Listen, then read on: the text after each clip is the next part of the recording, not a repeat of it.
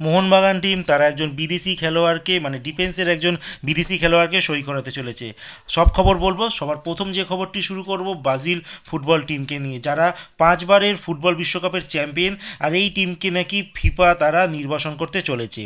কারণ Brazil football ফেডারেশনের উপরে আদালতের হস্তক্ষেপে ক্ষুব্ধ এই ফিফা।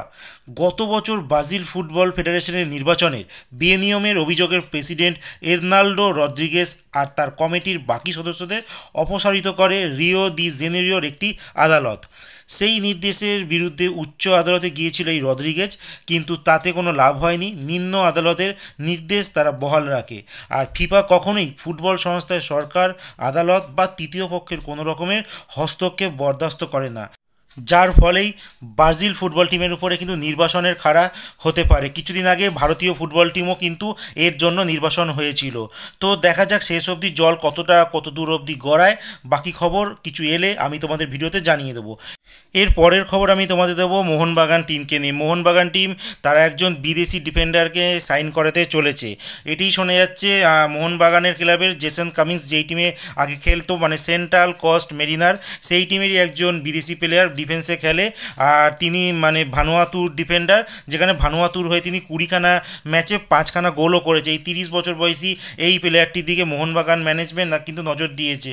হতে পারে আমরা পরের মানে ট্রান্সফার উইন্ডোতে এই প্লেয়ারটিকে মোহনবাগানের ডিফেন্সে আমরা দেখতে পারি।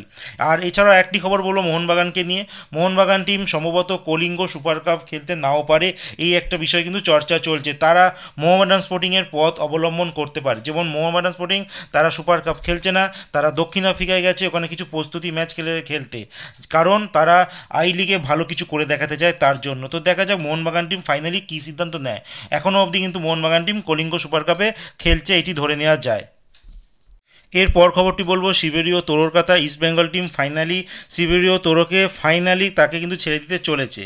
আর লাস্ট আরেকটা খবর বলবো গ্রেগ স্টুয়ার্ট, তিনি দেখেছিলেন মোহনবাগান আর মুম্বাই সিটি এফসির ম্যাচে যে বিতর্ক হয়েছিল, তো তার জন্য তাকে 3 ম্যাচের জন্য নির্বাসন করা হয়েছে, মানে 3 ম্যাচের জন্য তাকে সাসপেন্ড করা হয়েছে।